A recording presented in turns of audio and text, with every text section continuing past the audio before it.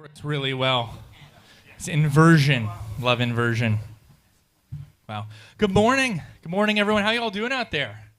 It's a hell of a crowd. All you on the live stream, welcome to Grit Daily House for the uninitiated news outlet. Grit Daily, based in New York. Won some awards for its coverage. 10,000 startups we've covered. My name is Jordan French. I'm the executive editor and founder. We're going to have an awesome panel coming right up. Just a few quick introductions. Big round of applause for Linqto. Linqto's team is here with none other than Karim Noorani and Ray Fuentes. He's here with us. I think one of the best community directors. I think that's his title. He's got a couple, right? Darren. Oh, Darren is new on community. Darren's new. Darren's here. Darren is here. Ray is here. Karim is here from Linqto. A little bit about Linqto for the uninitiated. Popular pre-IPO investment app. Came out of nowhere this year. They're on fire. Everybody's talking about them. So if that's an interesting part of your portfolio, we've got a lot of investors out there. We'll see a lot of them today. Karim, a lot of awesome content coming up here at Grit Daily House. We are official part of Consensus Festival. We're the only media outlet that CoinDesk, and I'm saying this publicly on camera, the only media outlet that CoinDesk recognizes publicly to run a stage. That's a lot of trust. Really appreciate them. An ally to Decentral. Anyone who was over at Decentral, I see some of the Decentral crew here, and also watching on live stream. Decentral, Michael and Justin, who did a great job at Decentral last 2 days at the Long Center here in Austin, Texas. That's where we are. Veritone is here. Ashley and the team. They'll be on a little bit later. We're recording inside. For those of you watching on inside on the podcast, recording live here during Consensus Festival. Tomorrow we'll see a lot of Sebastian Rusk. A lot of you know him as the former CEO of Bitcoin, Bitcoin.com, sort of Laguna, Nuon, Truflation, like a trio of companies. He's doing really well. He'll be around actually later today as well. Ted Moskovitz, Matt McKibben are here, DecentralNet. Big round of applause for their sale of AMA. They had an acquisition earlier this year. I believe it was earlier this year, late last year. Got that right. They're here today. I can't forget, Blake Comagier is here today with Vault 12. And he's got some really interesting stories about how he did fundraising, accidentally raised 3 times as much than he thought he would. It's quite a story. It feels so, pity clap for him. Jeff Hunter's here, Entrepreneur Magazine here in the back.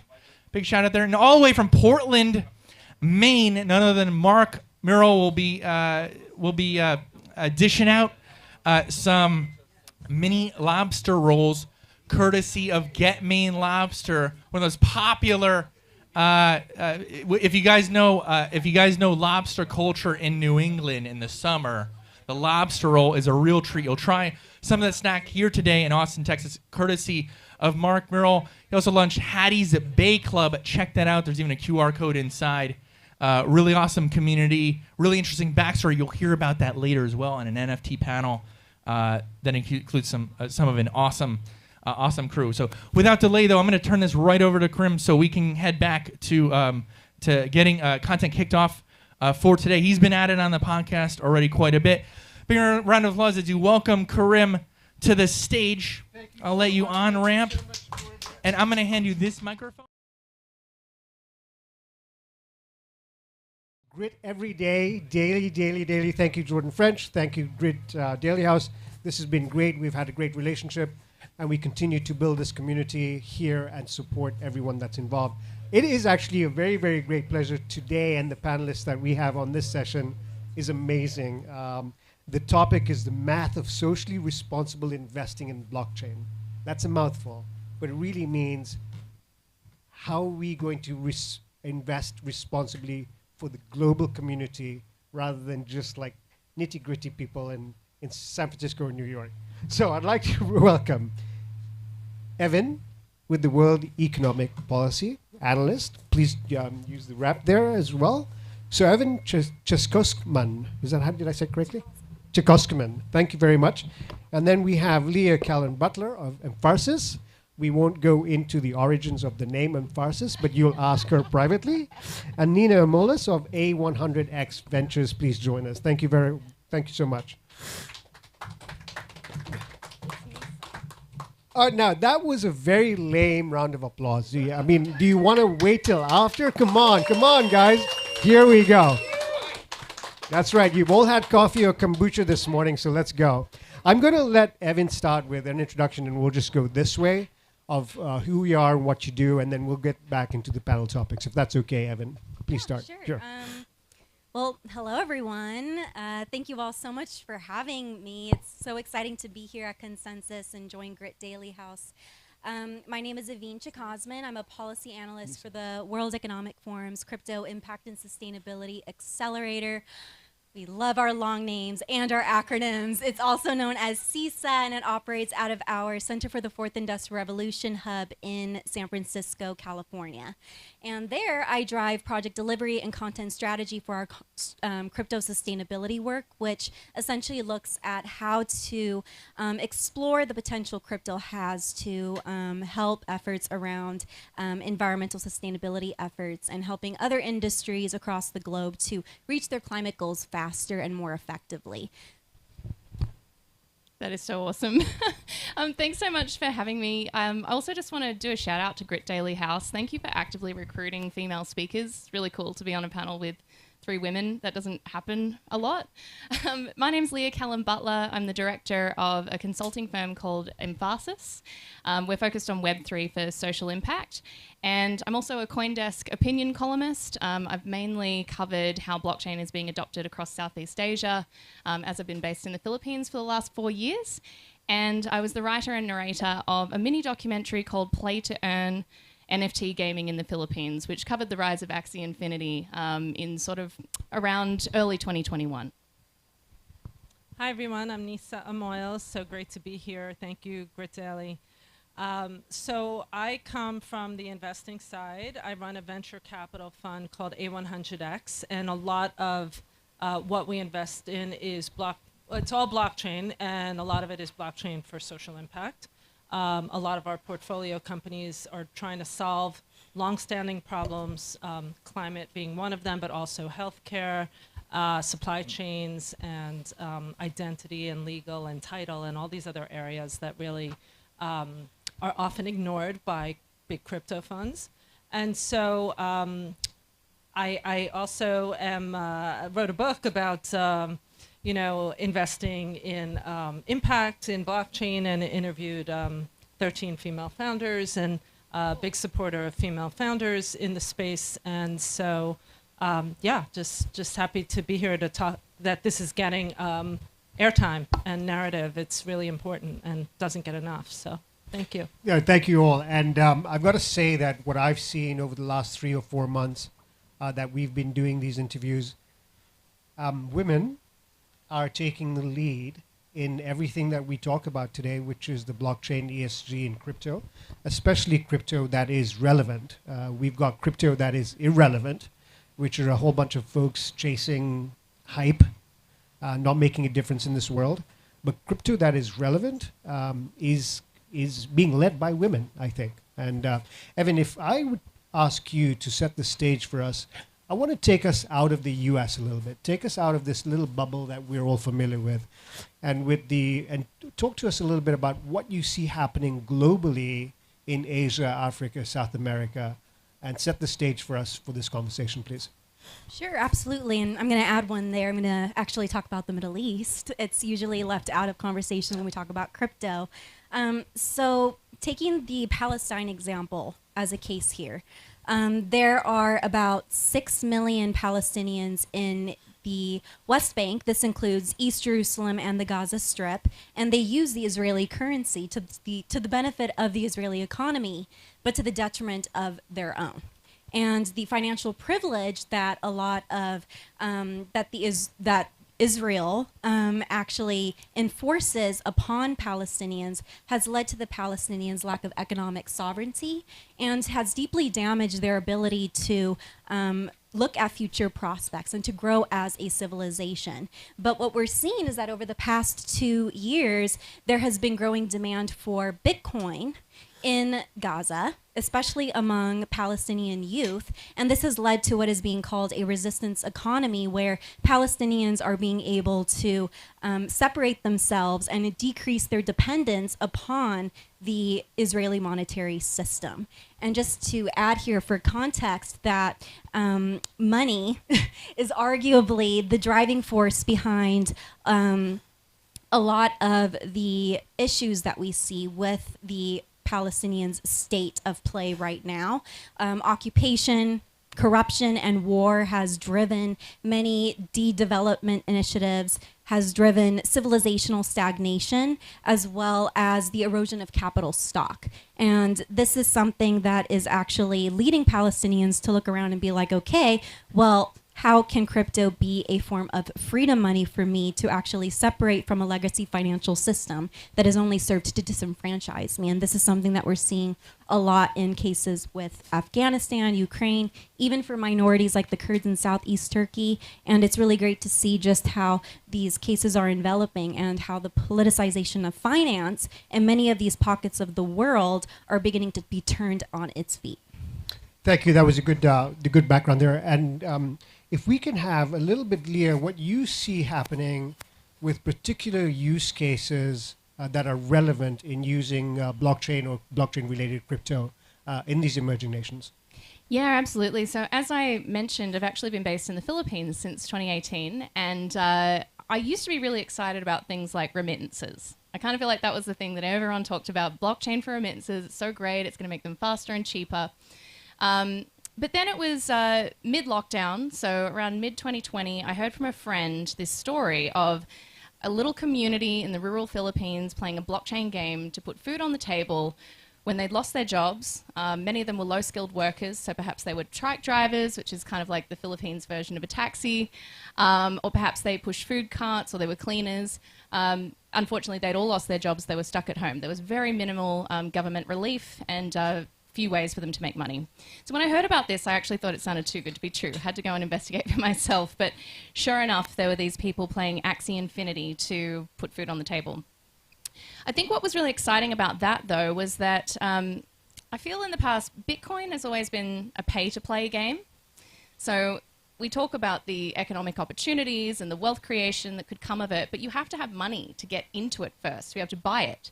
This was the first time people were able to earn crypto by contributing their time and skill to an in-game economy where the assets that they were winning, just for like winning an Axie battle, could actually be cashed out. Put on top of that, if we go all the way back to mid-2020, it was very difficult to do that. So you had to sync your in-game reward tokens on a decentralized exchange to be able to swap out to Ethereum and then send to a regulated exchange to be able to cash out to Fiat, which is actually using some quite advanced and complex Web3 tools. But these people had the incentive to do it. I think what really challenged people's perceptions was that we didn't expect to see this happening in a rural community in the Philippines where a lot of people haven't finished school, they were working in low-skilled jobs, and yeah, they're certainly not in the metro area. So that really kind of changed our idea about, you know, who could confidently and effectively use these tools. The final thing I'll add to that, though, is that if you know anyone from the Philippines, you'll probably know that it's really baked into the culture that a lot of people have to leave the Philippines to go overseas to find work, and they all send money home. There's even a term for it. It's the Overseas Filipino Worker, or OFW. And we saw a new term rise from the success of Axie Infinity, which was the Metaverse Filipino Worker. So people started proudly calling themselves an MFW because they were able to earn money from home without the threat of the virus, you know, in their face, just with a mobile phone, and, you know, earn a legitimate income. So that really changed my thinking around what Web3 could do for people. Above and beyond just earning an income, perhaps it also means that they can stay in their country, they don't have to break up families, and they can contribute to their own national economy rather than having to leave. So it's been a pretty wild ride. No, that's great. Thank you. And Nisa, if you haven't read up on her already, has been recognized by various publications as the top 100 in fintech investment, women 100 top, and 50 in the blockchain sector. So, yeah, she's done a lot of work there and been recognized for her work and her forward thinking. Round of applause for that. You know, we have to recognize the accomplishments here at NISA. So as we look through fintech investment and blockchain in particular, how do you see these investments happening in this emerging environment? And then after that, I actually want to get into a little bit of the regulatory environment that a lot of companies are facing. But talk to us about what you're seeing in terms of investment to enable blockchain and fintech in emerging nations. Yeah, so I think these two use cases are great ones. Obviously very bullish on gaming as well, but I think there's some other ones that maybe don't get enough airtime. Those are the entrepreneurs that we're seeing coming out of industry and using the technology.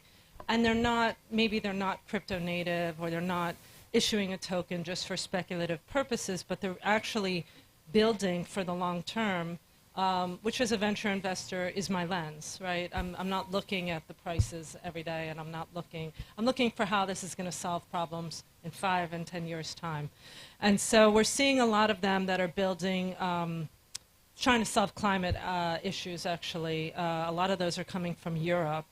And, you know, they're using tokenization as a means to incentivize certain behavior, or they're creating securitized instruments that then have more secondary trading opportunities, whereas none existed before, and that opens up the market to a broader set of people. So where the Jobs Act started and created crowdfunding, tokenization has taken that even further.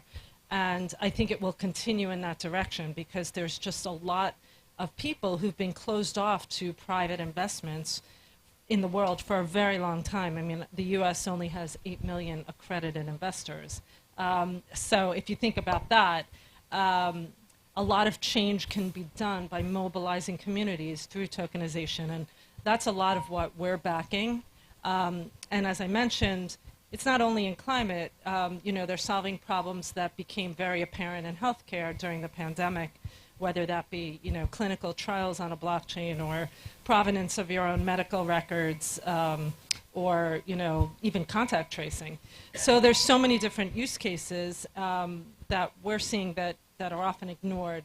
And I think that's the narrative that the US government maybe doesn't see. You know, we're mired in this regulatory swamp, and we have been for a while. And so, you know, there's a lot of trying to solve that now. But they often just don't see, you know, they see DeFi for, you know, hacks and scams or bad actors, but they don't necessarily see that DeFi was intended to democratize finance, right? And it just hasn't gotten there yet. And I think the more we talk about it, the more we fund entrepreneurs that are building in the sector, the more regulation will fall in place, and the more we will be able to get there. We're seeing a lot of opportunity in Africa right now, like funded a bunch of companies there, and you know, really globally, but it's not necessarily just crypto speculation. It's a different type of person. I think that's a really important takeoff point, because what we are seeing with the local governmental environment here, with the you know, from Washington and the White House is saying, hey, crypto is junk. Most tokens don't have value, and how can you attribute a value to any of these things? So that's a really good talking off point. And so as we look at how we are reacting as a country to DeFi and tokenization, we seem to be taking the negative approach. Yet there is a lot of value being built and created in the rest of the world. So the political question, or the geopolitical question, is, will there be countries that are not the US and not Europe and not London and not Brexit and not the European Union that will start to take over in terms of value and proposition and community that's going to use a lot of these tokens? I mean, Nisa, why don't we start with you, and then finish up with Evan. Yeah, I mean, I think you've already seen that. There's a lot of regulatory arbitrage going on. There's a lot of Cayman or Bermuda or, you know, a lot of Puerto Rico. A lot of people have moved offshore to build elsewhere for that reason. And that's the loss that the U.S. has had in their lag of regulating this, is that they're losing innovation. So if you look at Biden's executive order on the Responsible Innovation Act, and Loomis and Gillibrand just this week, you know, proposed a bill of how to put that into play, and whether parts of that survive or not is up for debate. But I think it's part of what we have to do as the United States to make sure that. Yes, we'll deal with the bad actors, which are like 1% of all the actors. It gets a lot of press, but if you look at the numbers, it's actually pretty small. But to be able to support the good actors, and I think everybody's just asking for clarity on the token taxonomy. And we just have been operating in an environment where we haven't really had that. So then you see a lot of just enforcement actions and down rounds and, you know, things like that happening after the fact, which isn't necessarily where we want to be. Sure. Let's talk about a little bit of what's happening in the rest of the world, especially Asia, since you brought up that as an example. Do you see, I can't let's talk about the Philippines. Will the Philippines adopt a currency that's not fiat or and move to something else just because they see a bunch of their population embracing it much more? Yeah, well, we've actually already heard the Philippine Central Bank talk about the possibility of doing a CBDC. But actually, one of the most interesting things, again, out of the Axie Infinity phenomenon was that we saw that merchants around the Philippines started readily accepting SLP, which is Axie's in-game reward token. So I wrote a story about it for CoinDesk. We did a quick search on Facebook and came up with literally hundreds of physical retailers who were accepting SLP as payment by a QR code on the Ronin sidechain. I'm talking a baby's toy shop, a dermatologist, a dentist, a car repair shop. They were all accepting it because they knew that there was this new segment of the population that was earning in this currency. So, you know, they could go straight to them and give them a way to pay with it directly.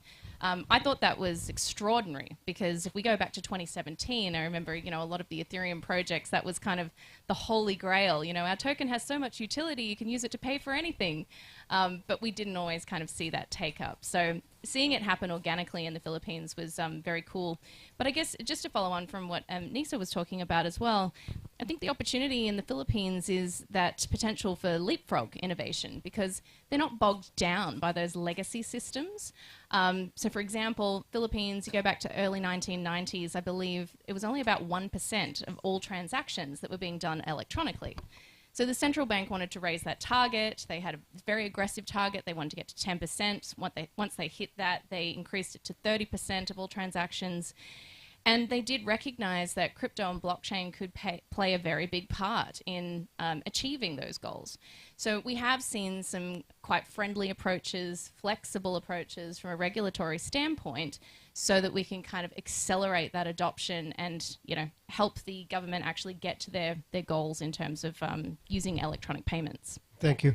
Evan, I'm going to go back to you with, I think, how much time do we have? A couple of minutes. Just if you have any questions, I'm going to be asking the audience next for questions. But Evan, I mean, when Bitcoin was created, there was a purpose, right? A hedge against inflation and a currency of choice for a global environment and community.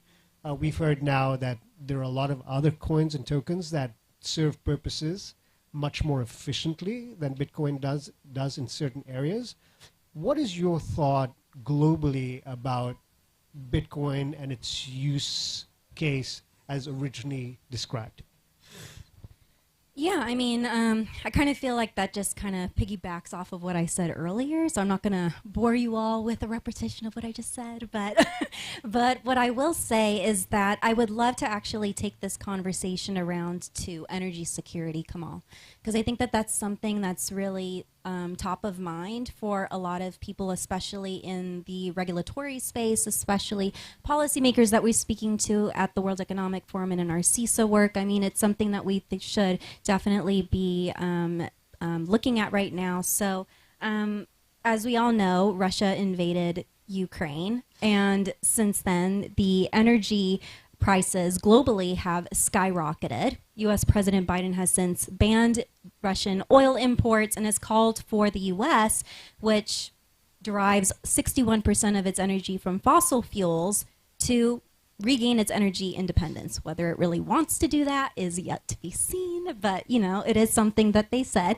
And this is where I believe crypto mining actually can help, because crypto mining actually uses 58% approximately of renewable energy. And this is something I feel that can actually step in and help a gap that is so much more widening right now in the geopolitical sphere. So for those of us that don't know the process entirely, crypto mining is the process that gives way to it being a clean, or rather a buyer of last resort that could be turned on or off at any point, at any given day, throughout anywhere in the globe. And this makes it really beneficial for renewables such as solar and wind, for example, that suffer deficiencies around being too overabundant or being non-existent in terms of the energy that they supply. So a lot of the times we're seeing now that crypto is actually incentivizing the greater buying of solar and wind energy being built, and this is actually helping to retire fossil fuels faster, and in effect the dependence on Russian energy. So I think that this is something that's a huge opportunity, especially as we're sort of seeing moratoriums happen by the New York State, as we're seeing the White House Science for Policy Innovation looking at crypto mining and looking at the risks and opportunities that this technology presents to the space. And this is something I feel like that's going to be further explored, especially as part of the regulatory conversation going forward. Yeah, I think let's put things into perspective before I go to any audience questions. It's like, if you look at what we're dealing with, we're sitting in the US, maybe 400 million population. We've got a percentage of those people that are making a difference. Then we look at the rest of the globe, that's 8 billion population. Africa over the next 20 years was going to surpass both India and China combined in terms of population growth. If we look at some of the comments that you made about how women across these developing countries are making a difference by using crypto and sustaining life, we look at all three of you here assessing investment opportunity and making decisions. If we keep that into perspective, you see that there's this whole class of unrepresented or unrecognized people making a difference globally, and we should pay attention to that, I think, more realistically, to pay attention, whether it's investments, whether it's building technology, and whether it's deploying technologies that make a difference globally. So I'm glad we put that into perspective. I know there's so much to unpack with all three of you, with your background and experiences, but like in anything else, it's we're limited by time. Are there any burning questions out there? Yes. I just wanted to commend her for talking about the incentivization of Bitcoin mining instead of actually being correct in it. So many people talk about, well, it uses all the energy of a small country, or it doesn't use as much as tumble dryers worldwide, right? And so I wrote an article in Constitution to give back to 2018 saying that it would be one of the things, and I'm so glad that the left is recognizing it and that's happening. So thank you. Oh, absolutely. And I actually recognized that article, by the way. So I think it comes down to all narrative, right? Who has the most interest in creating a narrative that's most beneficial to them? And that narrative oftentimes is skewed to the readers of it, but it doesn't mirror the reality of the world that we live in most cases. So I wanted to, a round of applause to this awesome panel. Thank you so much for joining us here today. Creating an environment of knowledge and understanding of where we are and what we should be looking out for. Thank you. One more big round.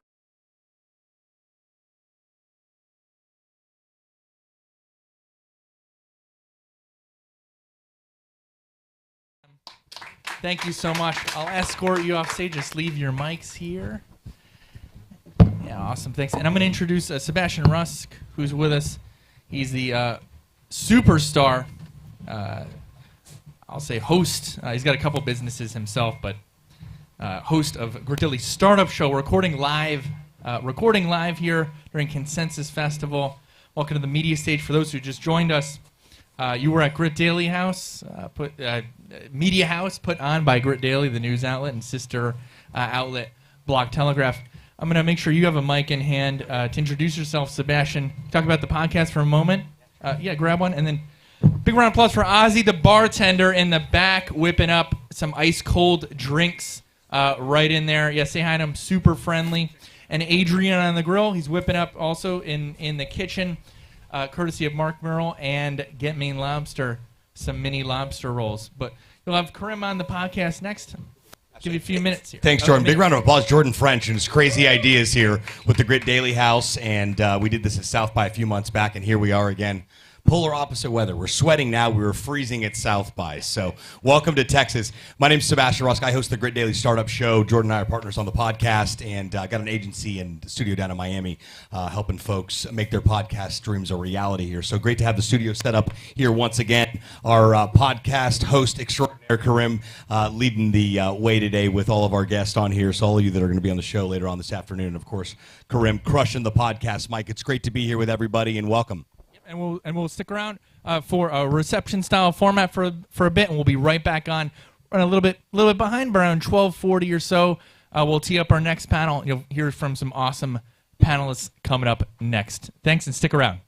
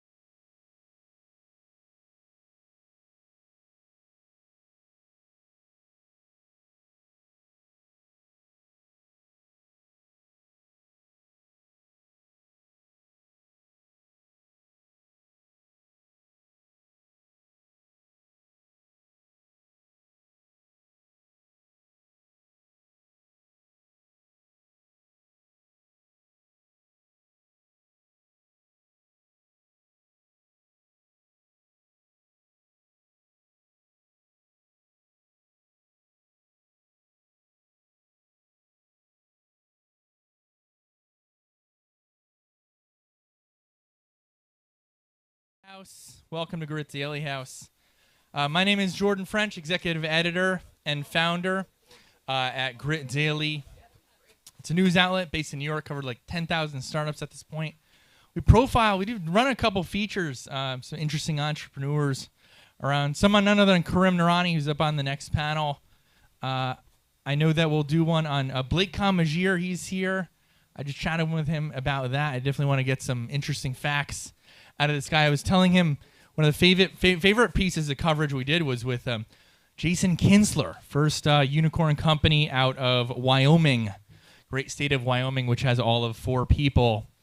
And he did a great job. He's a former TV show host, and let's just say they get wild. I'll tease you with it a bit. They get pretty wild in Wyoming. Some interesting things happen among the flora and fauna there. So read that piece. That's Jason Kinsler. Krim's is great too. Stefan Rust, former Bitcoin.com CEO, founder of Nuon and also Luna and also Truflation. Got a suite of companies. Did a piece on him as well. Look that up. Stefan Rust. He'll be here a little bit later today. And also extensively here tomorrow. Really quick shout out to Ozzy the bartender in back, keeping everyone refreshed. Got some icy drinks up there. And a huge thanks to Mark Murrell, Get Maine Lobster, real life lobsterman. He's right inside. He and Chef Adrian are whipping together mini lobster rolls. The real deal. Brought 20 pounds worth down from Portland, Maine. For any of y'all who know lobster culture and the lobster roll life, I see Evan Greenberg shaking his head with a yes. So without delay, Evan, I'm going to invite you up. He's a moderator for our next panel, which I'm excited to. Two Sigma Ventures. Good to see you, Evan. I'm going to hand you this mic and let you take it away from here and invite them up and jam. Great. Hey, I'm Evan Greenberg. I'm a co-founder of Blockchain Beach. Thank you for the applause that I cut you off on. So yeah, no, thank you guys so much. Blockchain Beach is a publication and a site out of the Los Angeles area, but anywhere there's a beach, it can be a blockchain beach. So yeah, without further ado, I want to bring up Mark and Karim to start the panel. Thank you, Mark. I guess there is no blockchain in Austin. We don't have a beach here, do we? Well, there's some lakes that might have a little bit of sand, so we could shoehorn it in. Okay. You could have blockchain hill. Yeah, blockchain. We're pretty liberal with the definition. So, yeah, this is a panel called "Where is the Pre-IPO Deal Flow?" So we're going to talk with these guys a little bit about what it's like being an investor at this time. Some might say we're in a bear market, which is in ways terrible for companies and investors, but maybe there could be some light at the end of the tunnel and some good things as well. So first I'll give you a chance to introduce yourself, tell us a little about what you've got going on, and then we'll jump into it. So my name's Karim Nourani. I'm the Chief Strategy Officer at Linqto. Pan to that big sign, take a camera, download the app. What we've done over the last 2 years is make, it's all about democratizing access to pre-IPO companies. And we started that in 2019. We're tracking close to 100 and something, 130, 140, 170 million now, 135 million in AUM in 2 years. The interesting thing about that is it's not by venture companies, it's not by funds, it's by individual investors, accredited investors who are putting in $10,000 every day. We see people uploading and using the app, and every day people are buying things. So take a look at that. So we set out on the mission to democratize access to pre-IPO companies.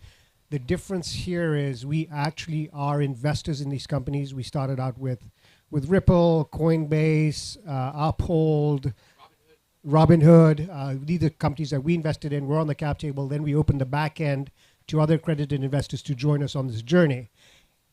Did we see a lot of success when there was the froth in the market and we had 30% of our companies exit? Yeah, we did. Did we see some dogs that are suffering through the lockup period and now have lost their valuation? Absolutely. The difference is when we lose, you're losing. If we're winning, you're winning. So there's an incentive for us to pick the best companies to put on our platform. Yes, Evan, the market sucks right now. Is there opportunity? Yes, and I'll talk about that a little bit more. But Mark, you go ahead. Hi, everybody. I'm Mark Weil. I'm at Two Sigma Ventures in New York City. Being from New York, we tend to be very valuation oriented, and we actually pay attention to numbers and gross margins, different than the West Coast potentially. My background is in investing since the late 70s, and so I've seen a lot of up and down markets, a lot of bear markets, a lot of bull markets, a lot of...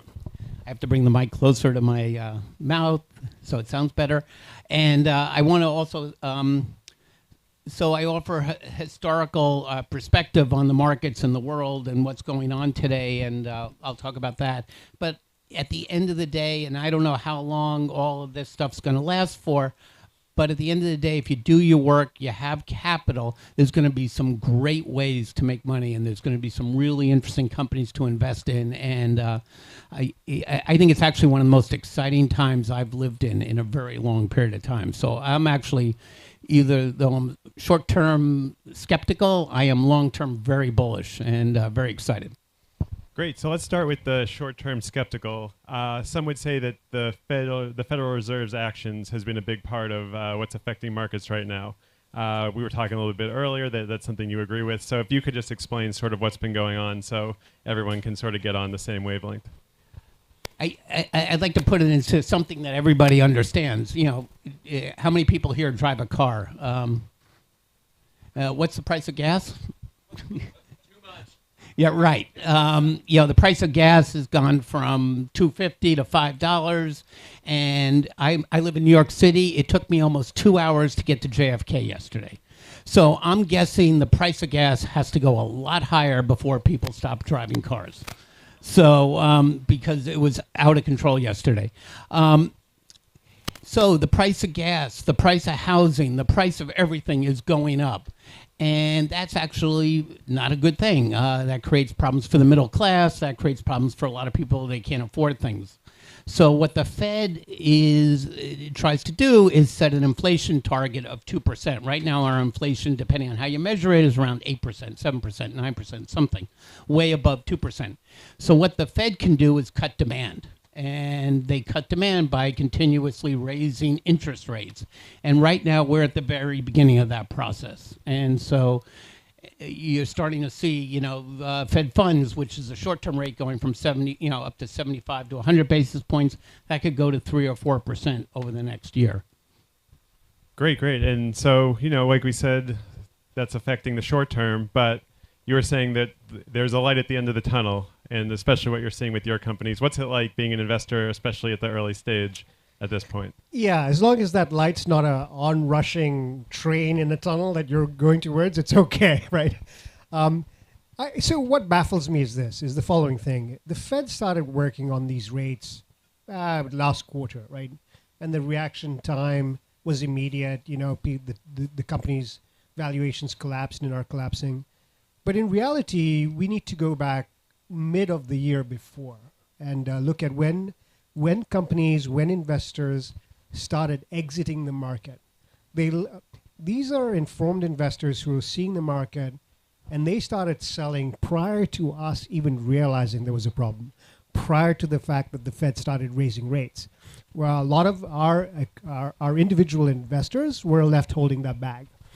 And then you've got the automatic short stops and selling in that environment, and then everything collapses. So the real question is, was it the Fed's action, or was the market already overvalued and then people took action? I think that's a fundamental question to ask. So if we look at the light of the end of the tunnel, the current thesis is that the Fed's going to start curbing the rates in 2024 to avoid stagflation. Does that mean that is already happening?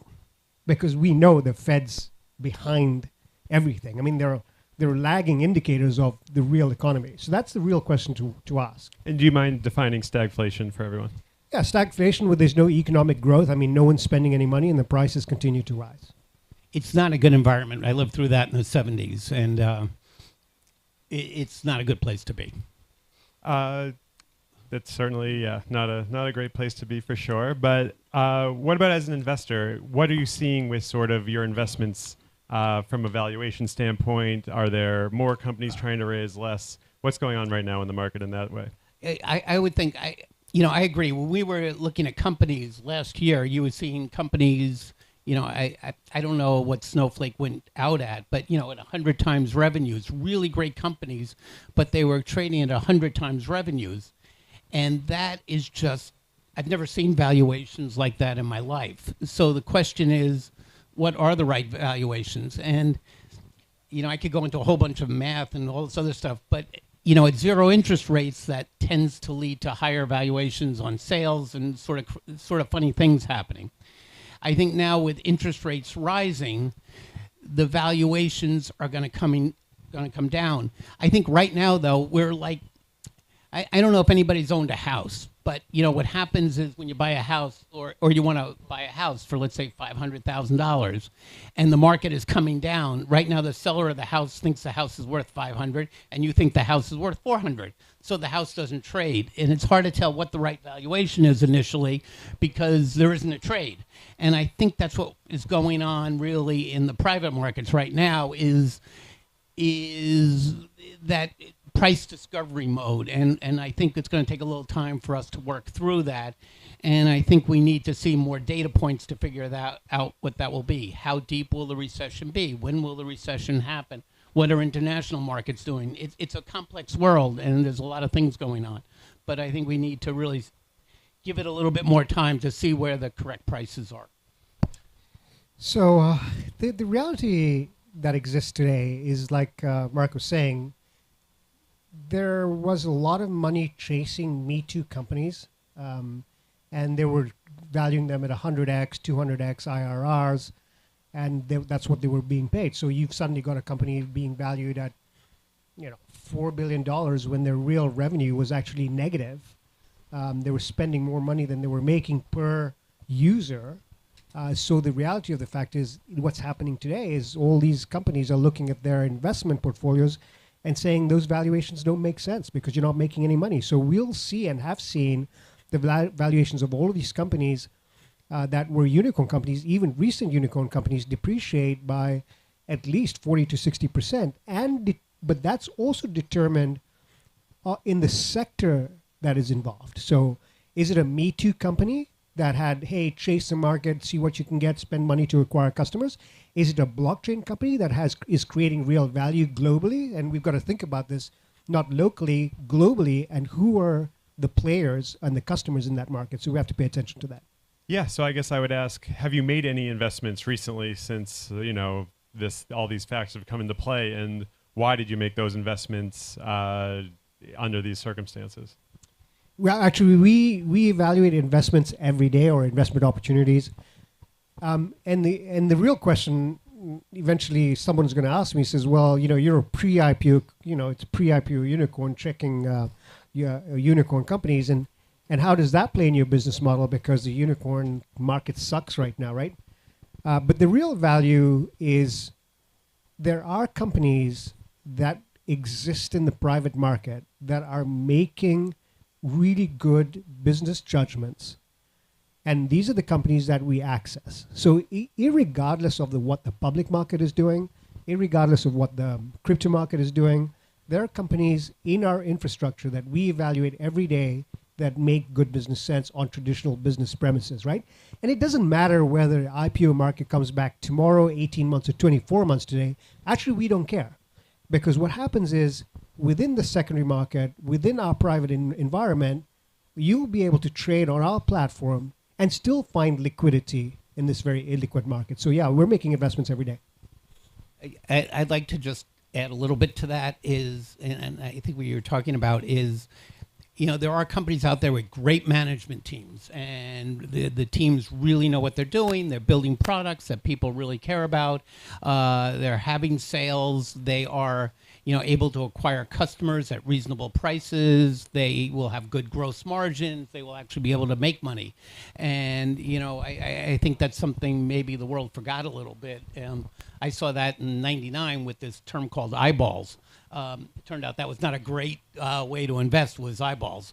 But now, I think it's going to be really interesting to find the really great management teams, the really interesting companies with real products that people care about that can actually make money. And you'll see earnings, cash flow, and companies that are really, really spectacular come out of this. Can I add to that?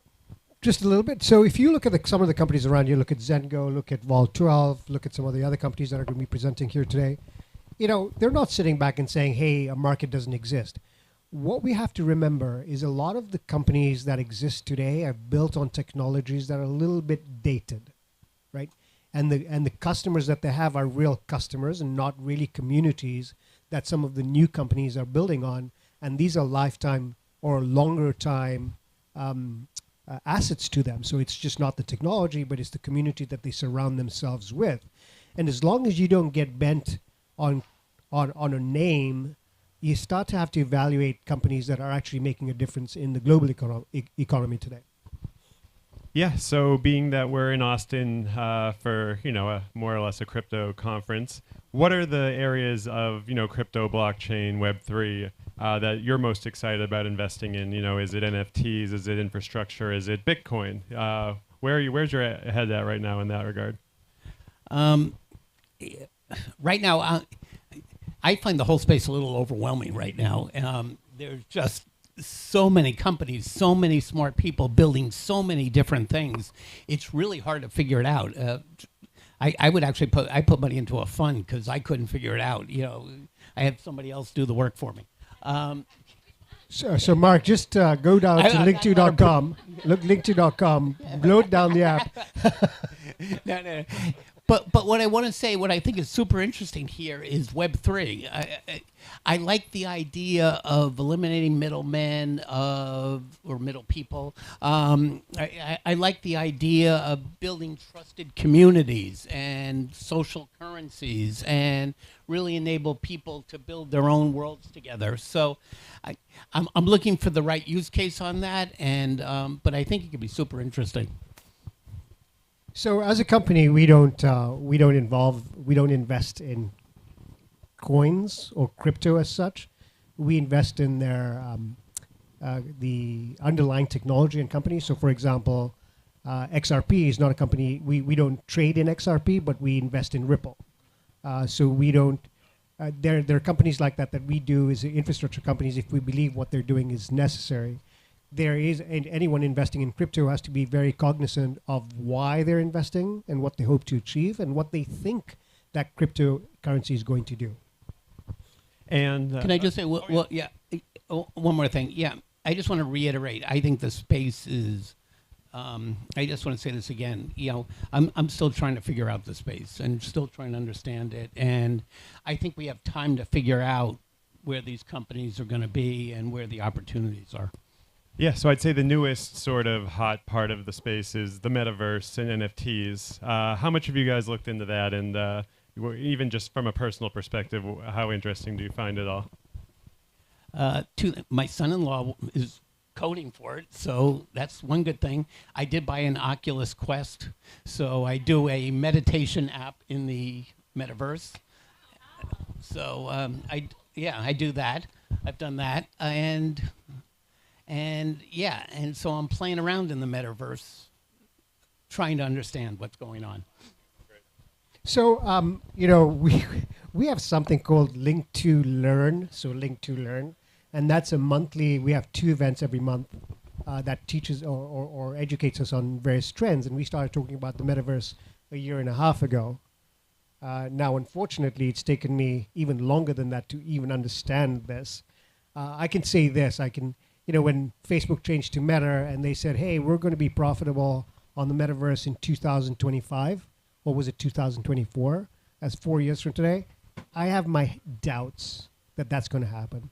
If anything, it'll be close to the end of the decade, right? 2029 and 2030. The metaverse is complicated, and how to generate revenue is even more complicated, and getting people to adopt it is difficult. But I think it's coming and will have utility in certain cases that are really good. Great. And final question, what are your predictions on when we get back to, good times? How do you define good times? You know, back to the bull market, as they say.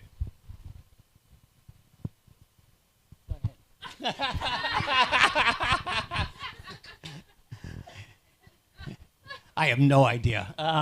It's data driven. I mean, you really just gotta pay attention every day. You know, I read a book called Super Forecasting, which is a method of sort of being flexible and taking in new data every single day, and every time there's a new data point, and then moving your belief system according to the more information you would get. So I completely avoided that question. I actually didn't realize we're in a bad time. Are we in a bad time? I don't think yet. I still think it's pretty good.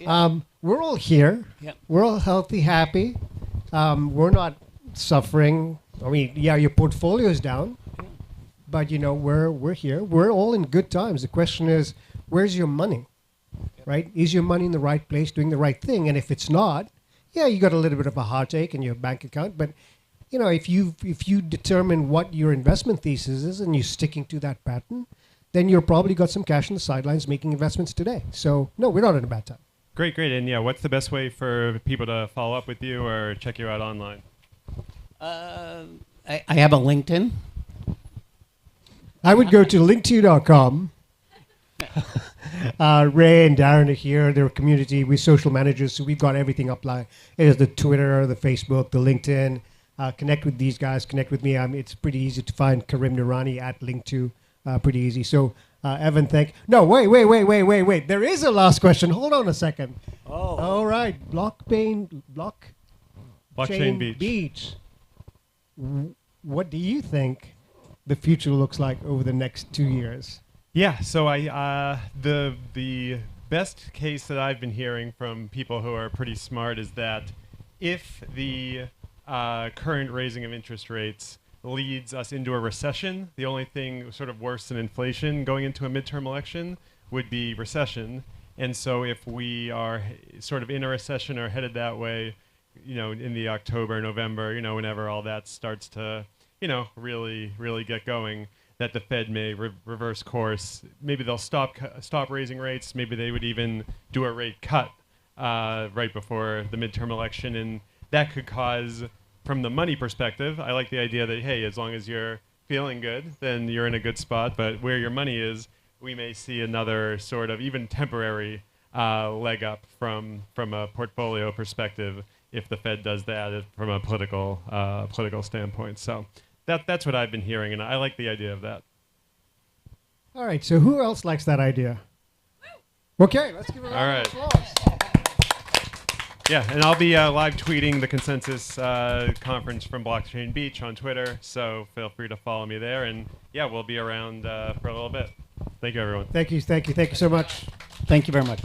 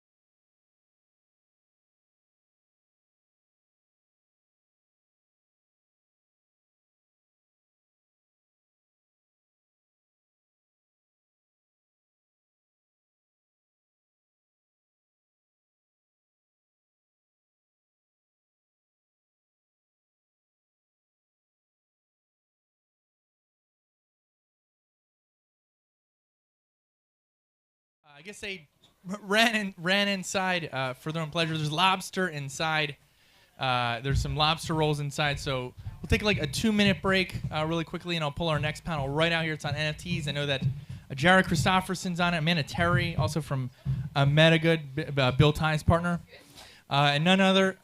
I'll say Mark Murrell from Get Me Lobster and Hattie's Bay Club is on that panel too, and we're blessed to have Josh Krieger here from Edge of NFT. So we'll be right back in like literally 2 minutes. I'm gonna put on some music for just a moment, and then pull them out. And we'll get right back at it. Thank you.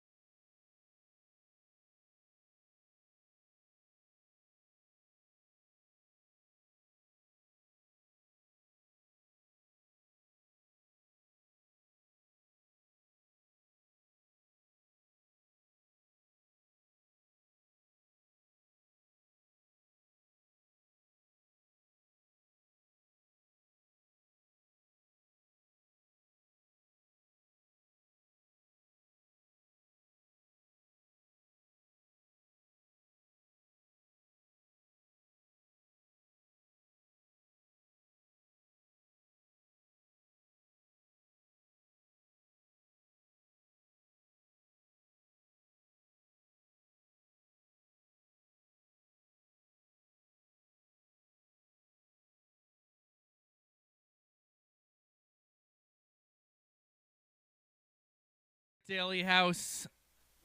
Good afternoon. How y'all doing? It is freezing here in Austin, Texas. For those of you just joining us, especially on the live stream, so I know we've seen some solid numbers showing up there. First, shout out to YouTube for verifying Grit Daily's YouTube channel. I'm told it's not hard to do. They made us look like we know what we're doing. I appreciate that. On their part, Google, or Alphabet as they call it now. Everybody owns everything else. But we're still independent. Grit Daily, a little bit about it. Covered over 10,000 startups at this point. Won a few awards for our coverage. Equally known for events. Sister publication is Block Telegraph, which is a blockchain industry trade publication, which brings us to CoinDesk Consensus. We're the only media outlet that CoinDesk recognizes to run a stage as an official satellite event here at Consensus Festival, which is where we are here in Austin, Texas. A little bit of housekeeping. Big round of applause for Ozzy the bartender, keeping us really chilled out back. That's the bar right there behind the door. Let me hear it more. I want to hear more. I got one or two claps. If you want some frozen drinks, they're there, and he's got them. Big round of applause for Mark Murrell. We'll hear it from just a little bit. The founder and CEO of Get Maine Lobster. Also, Hattie's Bay Club. We'll hear about that project. He's got mini lobster rolls, 20 pounds of the real stuff. Anyone here from New England? We got any Mainers in the house? Hell yes, we got some Mainers. New Hampshire, any other 603s, or just me? The Granite State? Live free or die, as we say. I'm from New Hampshire. Live free or die is our state motto. We don't take it too seriously, but at one time, it did feel that way. And then real quick, Linqto, a major supporter. We've done a ton of stuff with them throughout 2022. Karim Narani, CSO, he's here today. Ray Fuentes is here today and around on his team. Darren is here, new to their team. This guy's got 477,000 on YouTube, just sort of hiding out in the back. He's new. Thanks. Yeah, the clap that I cut off, right? So Linqto's been great to us. Just really quick, popular pre-IPO investment app, started in 2014 or so. Just came absolutely out of nowhere. We worked with them all year on a lot of content, a lot of cool stuff, just like this. So speaking of content and awesome contents that a few awesome people put together, we are blessed to have Edge of NFT here at Grit Daily Media House. That's what we do here, is put a lot of content together. You heard about the podcast, and this is the media stage. I'm going to invite up none other than Josh Krieger. Big round of applause for Josh. And Josh, I'm going to hand you this mic. This panel I'm really excited to hear about. Thanks. How's everyone doing? So, funny story to kick it off. It was really an honor to meet Mark here today, and that relationship began when we got hit up at Edge of NFT by the Lobster and Beer podcast. You know, it's fun to do collabs as a podcast, but when someone says, "Do you want to do a podcast where we send you lobster and beer and then we talk?" That's like yes. So, any advice out there for new podcasters? That's a great way to get a yes. But I'm Josh Krieger. I'm one of the 3 co-hosts of Edge of NFT. We cover the leaders in the space and what's happening with the doers and creators. And we also host NFT LA, which was one of the largest Web3 events on the West Coast. Really honored to be here today and have a really exciting conversation around style and how style is really quite different when it comes to NFTs than what you might think if you're styling your house or styling your car. There's both the technology side of it, and then there's the design of it. And I have a panel coming up to the stage that really covers that whole circle of style as it is. And let's bring these guys up. Let's bring up Mark and Amanda and the rest of the crew. Jared and Alex, come on up. So I'm going to get one more. Actually, you guys all sit. I'll stand. So, yeah, I want to stand. I want to stand. Each of you have done a lot of things in the space, and you're thinking about style and design and utility in your projects, and in some cases working with other creators as well. So I'd love it if you guys could each introduce yourself and what the world of styling means in your world. Let's start with Mark.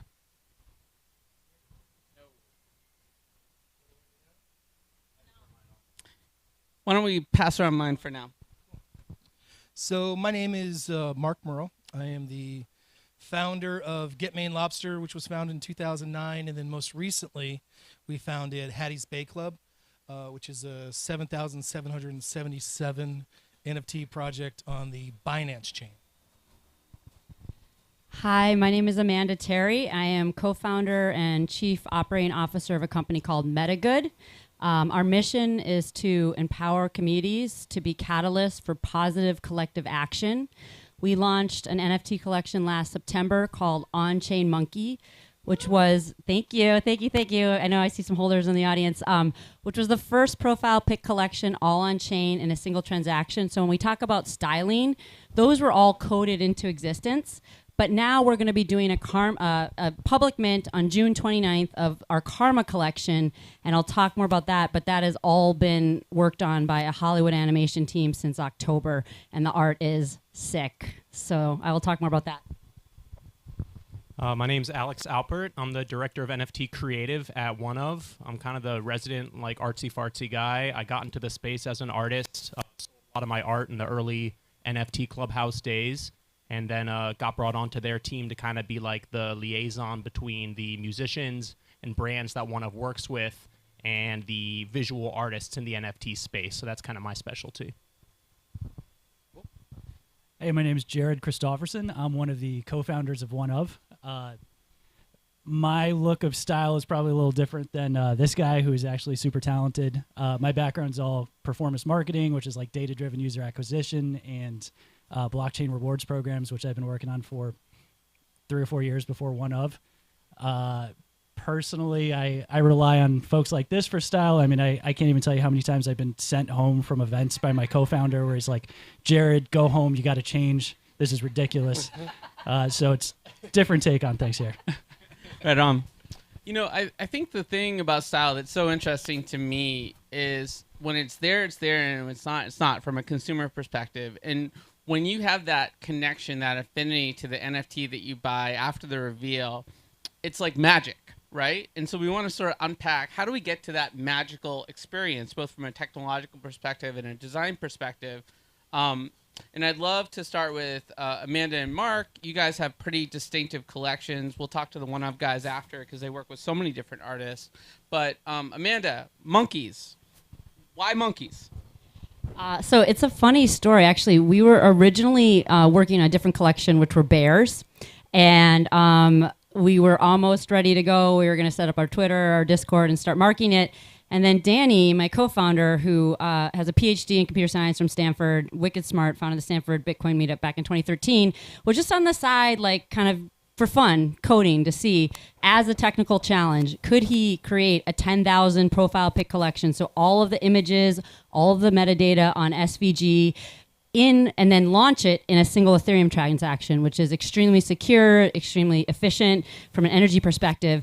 And he just launched it. So we didn't do a lot of pre-marketing or anything. He literally sent like a WhatsApp to me and Bill and said, hey, check this out. And they, Roam from Dapper Labs was one of the first people to retweet it. We were minted, all gone in 4 hours. And ever since then, we've been steadily increasing in value to where we're actually one of the most profitable NFT collections of all collections based on trades in profit. I just want to recap that is, you know, let serendipity happen a little bit, right? Don't overthink it. I think that you could go through a normal branding process like brands do and spend hundreds of thousands of dollars in months and come up with a style, but sometimes things just happen organically. So, you know, in your case, Mark, obviously crustaceans are going to have something to do with whatever you're doing in the space, right? But let's break it down from an aesthetic perspective, from a visual perspective. What was some of your initial thinking how to create a collection that had some uniqueness to it, some je ne sais quoi? Yes, so we got lucky. I discovered and saved a super rare lobster named Hattie, and she's a blue and pink 1 in 100 million lobster. And so I had a really cool basis to work from. So then we thought about assets, and I wanted at least 8 assets. And then what could make Hattie really look interesting? So I thought about mohawks and Gucci shirts and things like that. The Gucci shirt I didn't use because I didn't want Gucci coming after me. But I wanted to personify her, and what inspired me about Hattie was the fact that she was rare, bold, and beautiful. Like, I got to see her in person, not a lot of people did, and you can, if you Google search Hattie, the rare cotton candy lobster, you'll see how beautiful she is. And so I wanted to have that come out in the distinction of the very exclusive art. Very cool. Now, one of you guys, how many collections have you guys done at this point? How many drops? Like dozens? Over? I'd say like 20 at least. Like 20? Yeah, at least like one a week. So probably. there's got to be some lessons learned there and some distinctions around how you integrate both the musicians and other types of artists you're featuring, plus the artists themselves, and then your brand into that aesthetic. And I know, Alex, you think about that a lot, and then Jared, you're thinking about things from a utility strategy perspective. So let's start with like the integration point, because that's a lot of data points to integrate and to work with. Do you have a standard methodology or process for how you look at the visual side of your drops? I wish I had like an intelligent, standardized approach, but I really don't. I really kind of approach each drop like as an artist. For us, we're very artist first. So whatever musician we're making a drop for, whatever brand, like that aesthetic is the priority. So I'm definitely kind of like looking at it. If Doja Cat was doing a project, how would she do it? How would her team do it?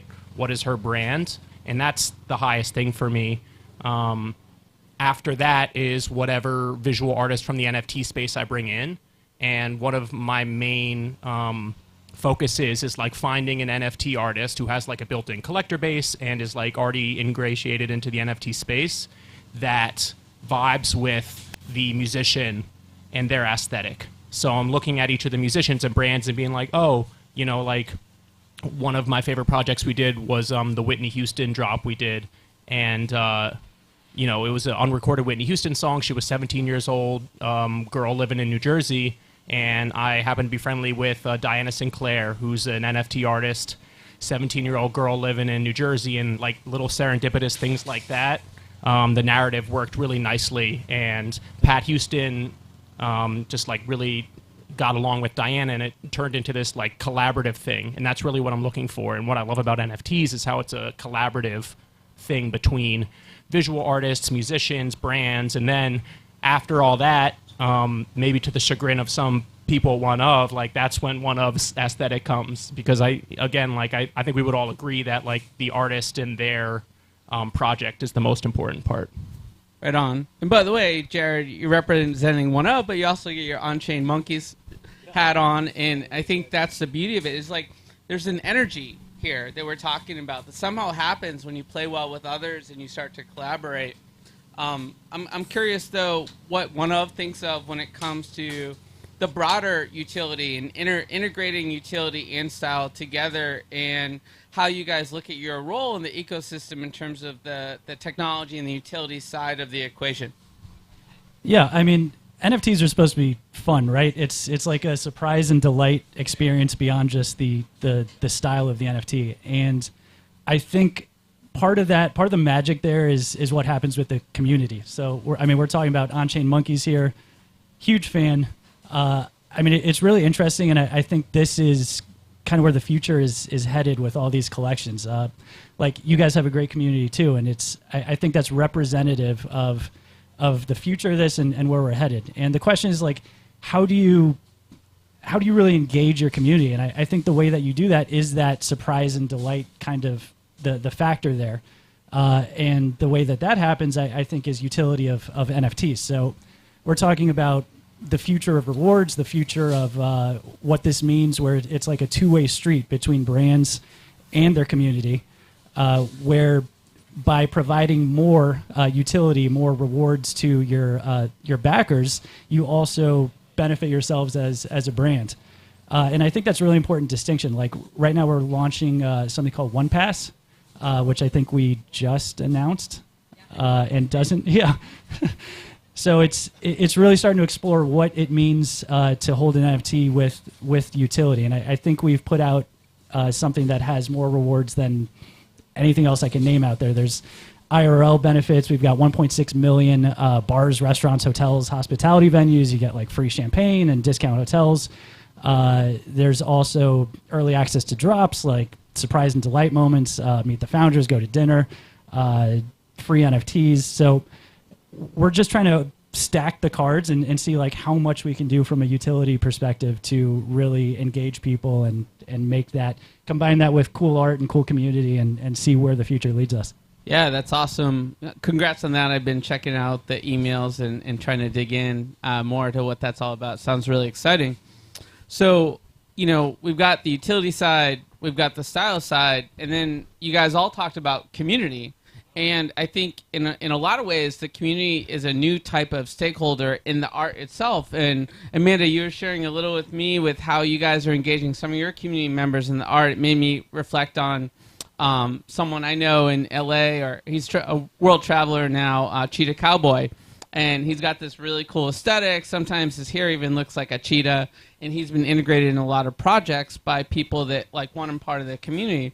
So how have you tried to integrate some of your important stakeholders in your future drops? So just a couple things on that Karma collection. Actually, the whole reason that got started is one of our on-chain monkey holders is an artist designer, and he did a monkey derivative that he tweeted on his personal Twitter, and so many on-chain monkeys follow each other. He got so many likes that we reached out to this guy and we're like, hey, do you want to work with us on our next collection because your art is incredible? And he said yes. So he came on board in October. Then he hired his boss. Then he hired 2 other Hollywood animators, basically the team behind Rio, Ice Age, Ferdinand. They won the Annie Award, which was one of the top animation awards. So in terms of community engagement, it truly came organically from our community, this new Karma collection. And then I guess... And then you haven't really fussed with them too much. You're like, let the artists do the art, right? Just let them go. We do. I mean, we have an amazing woman that runs our art team and the 4 artists, and it's very secretive. I have not even seen some of our K2, K3s, which are coming in the next drop. I've seen the K1s. They like to kind of surprise and delight. They showed me the K3s. They're looking pretty good. Everyone on the team. So, it's pretty incredible from that perspective. And then the other part of the question was integrating the community into the art and some of the fun stuff that you're doing there. Yeah, so we've been fortunate to have a really great group of angel investors from the founders of Dapper Labs, Litecoin, YGG, Axie Infinity, Sandbox, Holly Branson, who's one of the chair of Virgin Unite, Stacey Warren, CEO of Algorand, and also a couple celebrities, Owen Wilson and Woody Harrelson. And so we did a poker tournament for our on-chain monkey holders with Charlie Lee, Owen Wilson, and Woody Harrelson, and it was awesome. It was super fun. To kind of entice them to come play poker with us, we said, hey, we'll give you your monkeys, your Karma monkeys, which is coming in June, in advance. And so for Woody Harrelson, we did kind of a Cheers shirt. So that's actually one of our traits in the collection based off of Cheers. And then for Owen Wilson, we did a Zoolander outfit that's coming in Karma. And so, we are going to do a reveal tonight, hopefully with Sir Richard Branson, who should be here for. They're celebrating direct flights from London to Austin, and so we have his Genesis and his Karma monkey that we'll be revealing to him. That we kind of check through his family. Also have traits that we think he will appreciate. That's awesome. And Mark, what kind of thinking have you put into sort of integrating the community and the utility?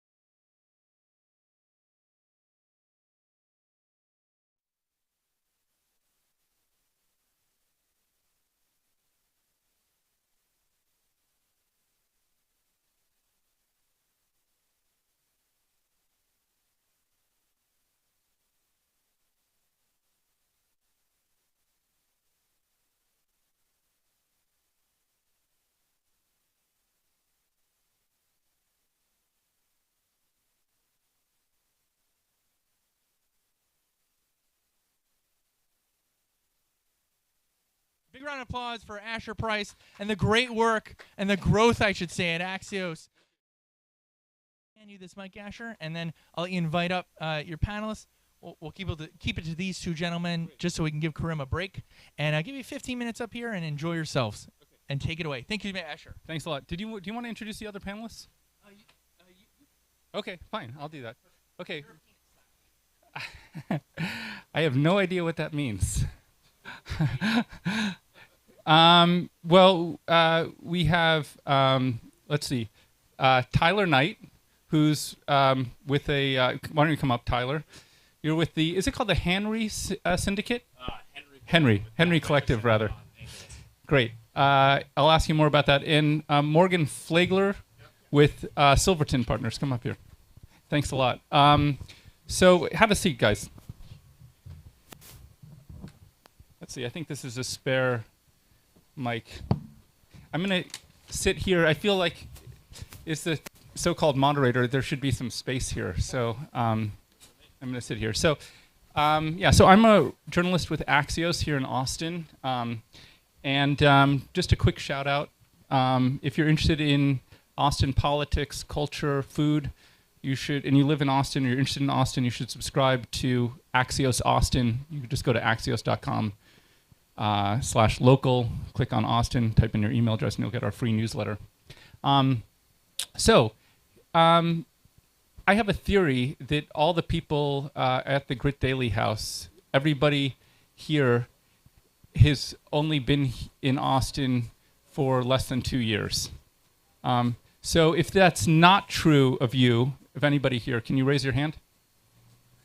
Okay, so I'm proven right in my theory. So I want to ask you guys to start, why did you come to Austin, and what is it about the investment scene here that drew you from, I think you guys both came from California, maybe, if I'm not mistaken. What drew you here from California?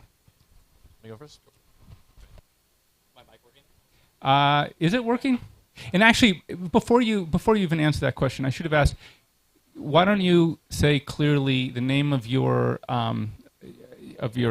investment group, and also say a word or two about that as well. I'm the founder of Henry.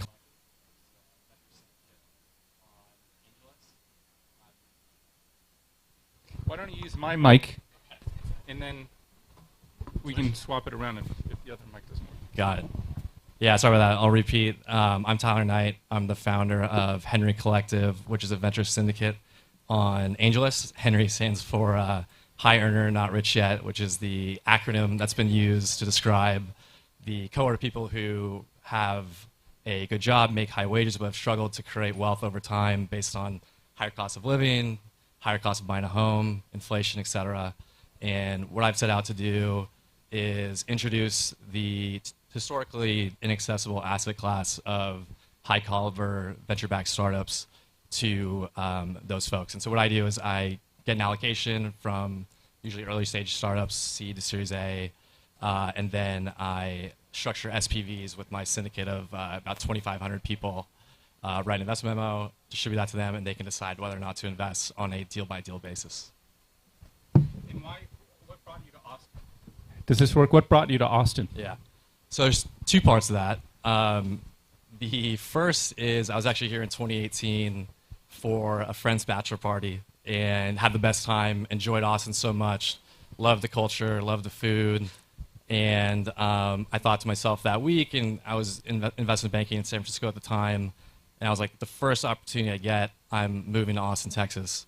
And once the pandemic hit, I was working at a venture capital fund, ended up starting Henry Collective. So obviously it's the kind of first opportunity I had to be anywhere in the world. And I packed up my bags that week and drove from San Francisco to Austin, Texas. That's the first part of the story. I just really liked being here. And the second part of the story is obviously had a lot of friends in venture capital at the time who were kind of in a similar boat, could also for the first time be anywhere, and everybody kept saying how great of a tech scene Austin was becoming. It was really kind of a, not necessarily competition, but a lot of people from New York were moving to Miami, a lot of people from California were moving to Austin, Texas, and I kept hearing great things about it. And one thing that I found a little bit interesting about the existing tech in financial infrastructure in Austin was that there weren't that many big name or VCs that you had, or that had a presence around the U.S. There's a lot of VCs that focus on Texas, and I really had a good feeling about the redistribution of Silicon Valley moving to Austin, Texas as well, or Austin, Texas being a big benefactor of that, and kind of taking the opportunity to move here and be a VC in the area and be able to invest in Austin-based startups. Thank you. That's interesting. But one other quick question. Why is your watch on East Coast time? To be honest with you, I'm not sure what time it is. I'm guilty. I do not wear this to check the time. Okay, that's fine. All right. Good catch, though. What about you, Morgan? Why don't you tell me a moment about how long you've been at Silverton and what brought you to Austin?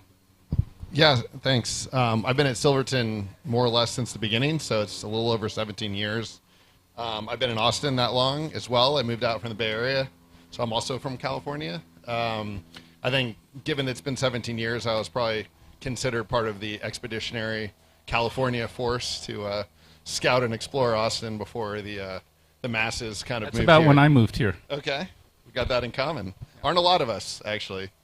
And yeah, my rationale for moving here was purely professional. So at the time, I was working in venture in San Francisco, had figured out within the venture industry that the top returns accrue to the very select top few firms. It's a power law distribution. And California had quite a few firms that kind of fit the bill, super good at what they do, had made a name for themselves in the Bay Area. We're doing great. When I looked at Austin, had some friends down here. Austin didn't really have that. Austin Ventures was here, which probably predates a lot of the folks here in terms of even knowing who those guys are, but they were the biggest firm in the Southwest for probably 3 decades.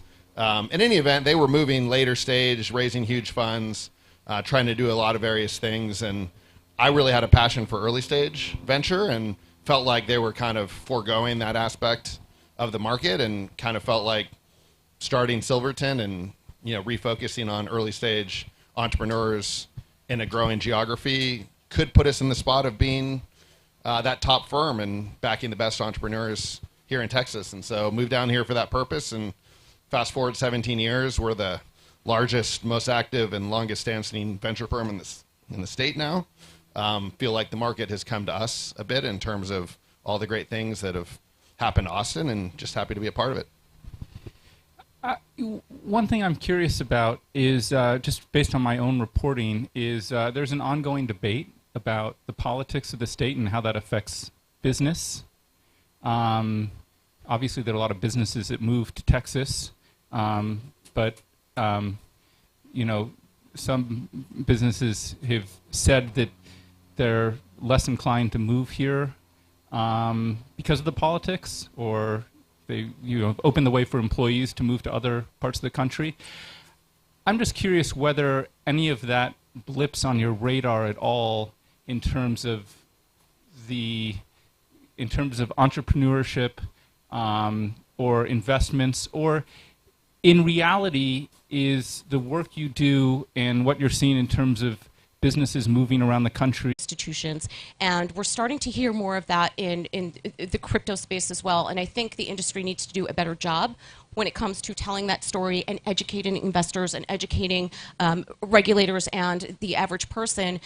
I think even with the underlying technologies, it's always been associated with coins, right? And to be able to explain how all these different technologies can be applied, the power of blockchain and what it can be used for. Even to something as simple as smart contracts. When you're doing title, when you're doing your mortgage, when you're doing, insurance. Insurtech is another industry that's ready for insurance for disruption. So I think we're telling the story better. We're helping people understand. We're marrying technology and scale, and I think that's a good thing. And it always comes back to educating the industry, the investors, and regulators.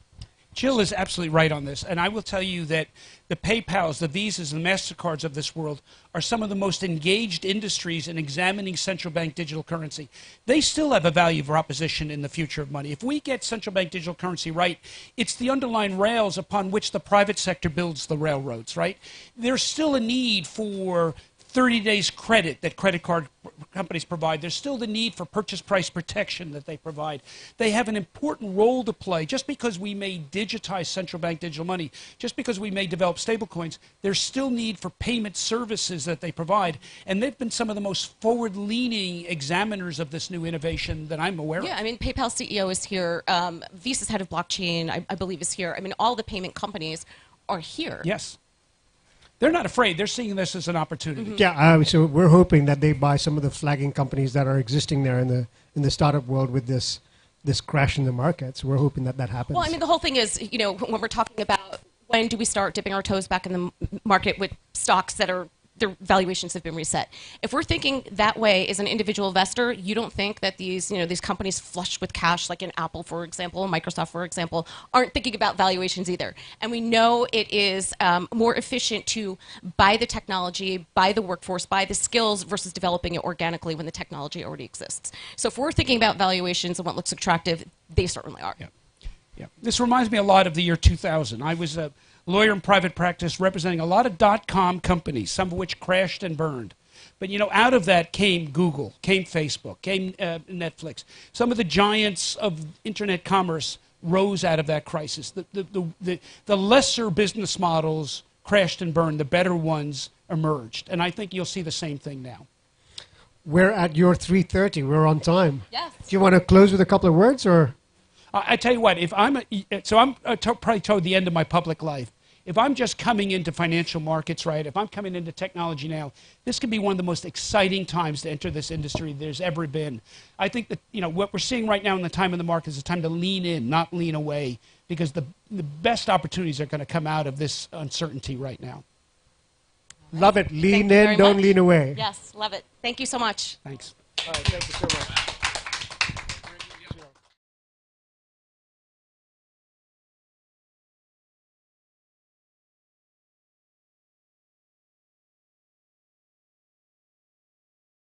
Panel. Everyone stay cool.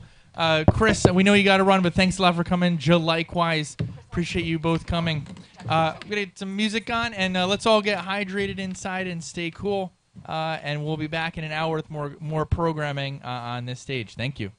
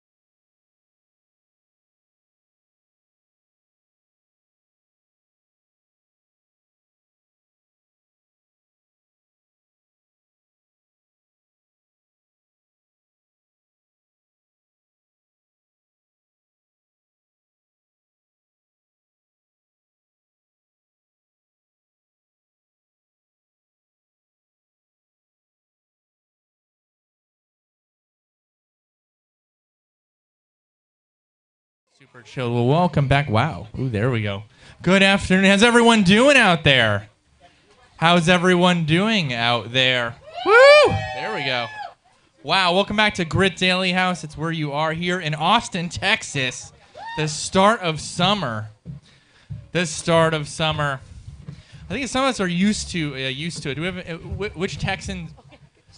Who here is a Texan in the house? Texans in the house. Got to raise the hands. I know we got some on stage. Where is she? At least it does. It does. It does. It does. UTA Brianna Ruelis is here. Sebastian Rusk is here. Our wonderful podcast. So it's Grit Daily Startup Show. Talked to him about starting a podcast. He's only been doing it forever and ever. I'm great at it though. I mean, literally the best I've seen. That's why I work with him. And a few of us do here. But without delay, right behind me, you can see seated. I'll introduce your moderator, awesome person from CoinDesk TV, Jen Sanasi.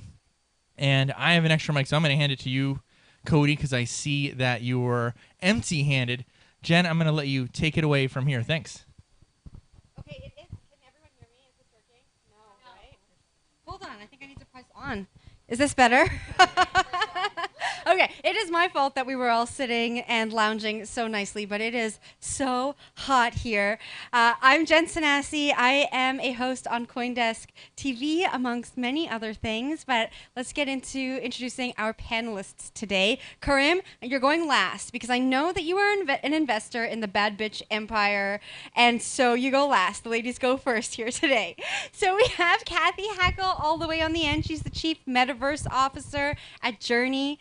Beside me, we have Cody Sanchez. She's the founder at Contrarian Thinking. And of course, we have Karim Noorani. He's been here all day. He's the Chief Strategy Officer at Linqto. Before we get into talking about Web3 and the bubble, I think there are so many ways to define this bubble and so many different bubbles that maybe are about to burst. I want to give each one of you a chance to introduce our audience to what it is that you do. So Kathy, let's start with you.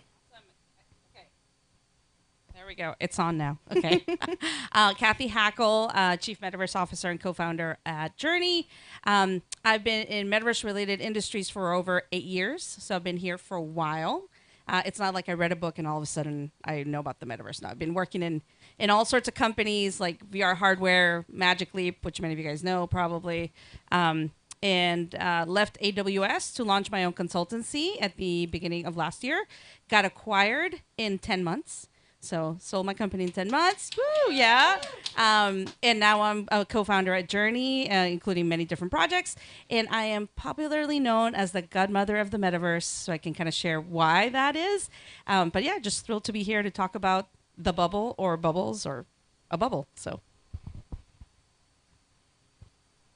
Oh, I'm next. Hi, I'm Cody Sanchez. I run Contrarian Thinking. We're a media company, one of the fastest growing in the finance niche. When it comes to metaverse, the angle that I have is that I run a venture capital fund that focuses on technology to what I would call the real world, boring businesses. And so we run a group of portfolio companies that do about $35 million in revenue and have investments in about 65 different companies that aren't our wholly owned entities. And the idea is, how can we add technology? How can we add blockchain? How can we add some components, perhaps, of what's happening in the metaverse to things even as simple as a laundromat? It's going to be difficult to keep up with all of that. But here, CSO of Linqto, and we're looking for Cody's companies to get on the platform so that all of us as accredited investors can invest in their success. Some of the companies that you're working on the metaverse are companies that we want to bring on our platform. It's a marketplace platform that we invest in these companies as a primary investor. We're on the cap table of some of the companies you see here. We were in Robinhood, Coinbase, Ripple, Kraken. So we're primary investors. What we do then is open the back end on unit SPV so that the rest of you as accredited investors can invest alongside us. So the value proposition is we make decisions that we stand by. And hopefully we win, and if we win, we all win together. So that's what we do at Linqto. Thank you. Thank you, everyone. Okay, Karim, we're going to start with you.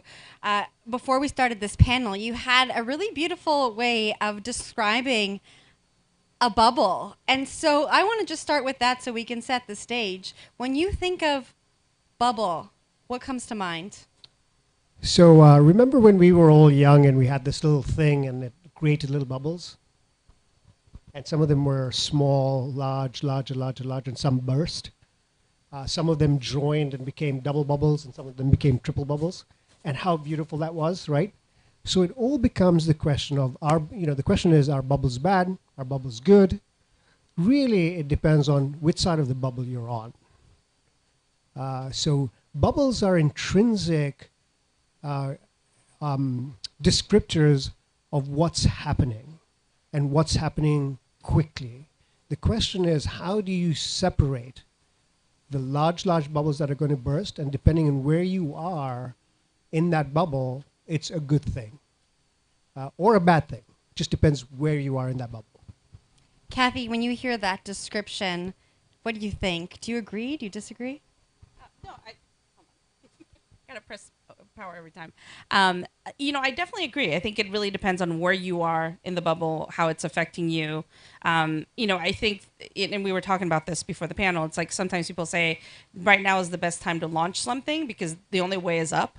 If this is the floor, there's only a way up. So I don't know. I definitely agree with that. I think that there is something there, a lot of potential opportunities. I will say from my own personal perspective, I was working at Magic Leap, in what I call my dream job. I went in thinking it was the next Apple, got married to the company, and then during the pandemic, they laid off 50% of the employees, including myself. And for me, it was like a divorce that I didn't want because my identity was so tied to that company, but that actually helped me figure out, okay, I'm going to launch off on my own. I'm going to do my own thing because the only way is up. Right. So I do think that sometimes these bubbles cost a lot of pain, but also a lot of creativity and a lot of opportunity for people that are ready to maybe go and do something. So there is a positive side in that sense. Yeah.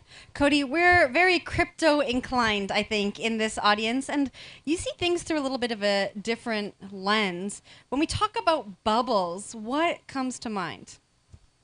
Well, I think categorically, if you look at it from a numerical perspective, when an entire market erupts, like a bubble does, it's bad. It's bad for everybody. It's typically bad for the little guy. The people who make money post a bubble collapse are usually the institutional investors who have a lot of cash on the sidelines.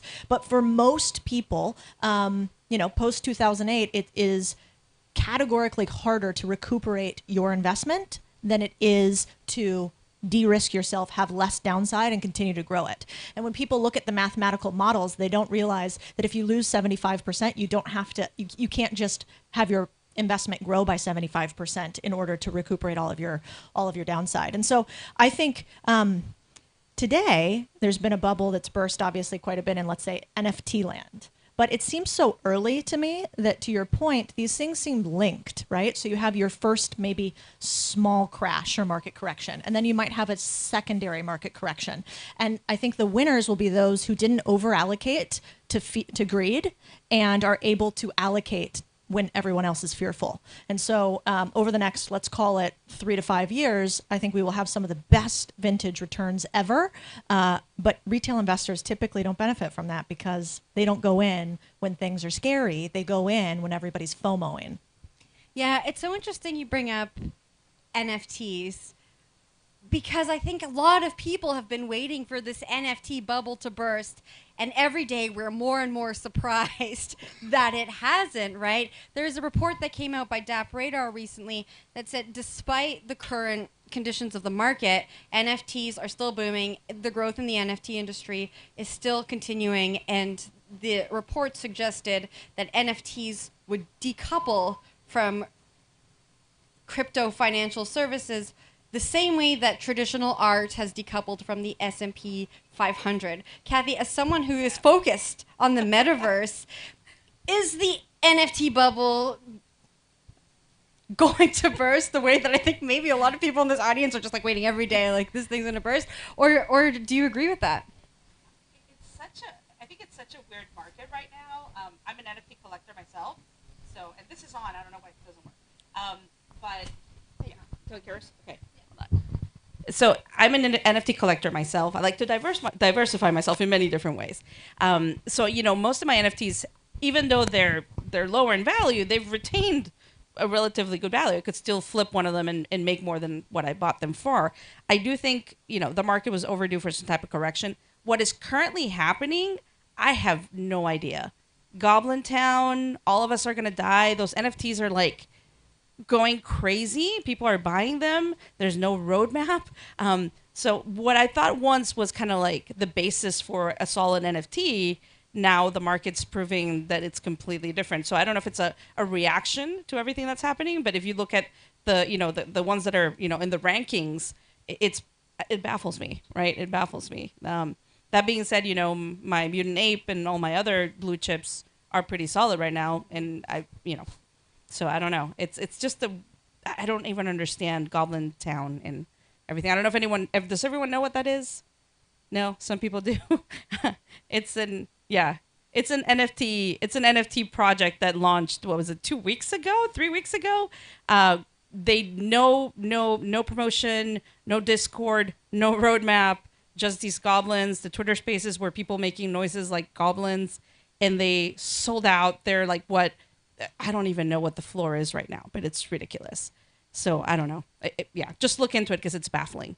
I just also want to let all three of you know that feel free to butt in at any time. Don't wait for my questions if you have something to add. Kareem, you talk to a lot of investors. You go to a lot of different conferences. How are they feeling about NFTs? How are the investors in your network? So I'll take over from what you just said. If you don't understand it, why are you even looking at it?